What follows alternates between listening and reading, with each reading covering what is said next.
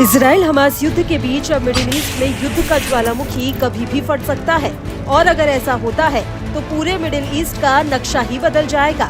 वो इसलिए क्योंकि लेबनान का हिजबुल्लाह 7 अक्टूबर 2023 के बाद से ही उत्तरी इजराइल पर लगातार बमबारी कर रहा था।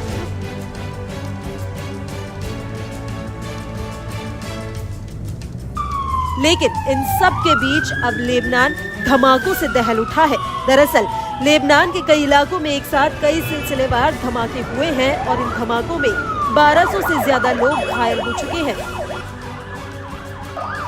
इन धमाकों की चपेट में लेबनान में ईरान के राजदूत मुज्तबा अमानी भी आ गए।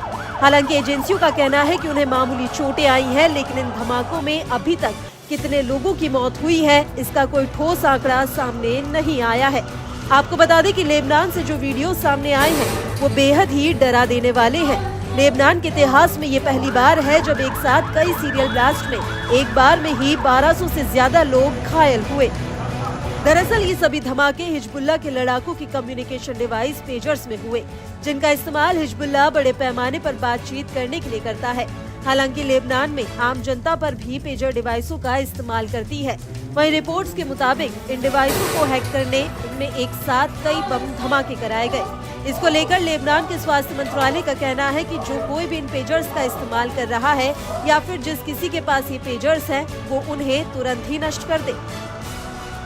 लेबनान के आंतरिक सुरक्षा एजेंसी के मुताबिक ये धमाके लेबनान के कई इलाकों में हुए हैं, खास तौर से राजधानी बेरूत के दक्षिण उपनगर वाला इलाका इन धमाकों से सबसे ज्यादा प्रभावित है। दूसरी तरफ लेबनान की सरकारी न्यूज एजेंसी NNA का कहना है कि अली अल नहारी और रियाद कस्बों में पेजर्स को हैक किया गया और उनमें धमाके कराए गए। सबसे बड़ी बात यह है कि जिन इलाकों में ये धमाके हुए हैं वो हिजबुल्लाह का गढ़ माने जाते हैं और अब इन धमाकों से समूचा लेबनान हिल चुका है। लेबनान में डॉक्टरों की छुट्टियां रद्द कर दी गई।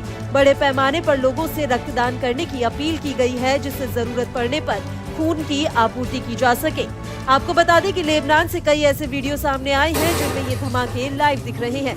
बड़ी बात यह है कि हिजबुल्लाह पेजर्स डिवाइस का इस्तेमाल इसलिए करता है ताकि उसके कम्युनिकेशन सिस्टम को इजराइल हैक न कर ले। लेकिन अब इन पेजर डिवाइस में धमाके होना लेबनान की आंतरिक सुरक्षा में बहुत बड़ी चूक है और यही वजह है कि लेबनान के कई नेता इन धमाकों का आरोप इजराइल के ऊपर लगा रहे हैं।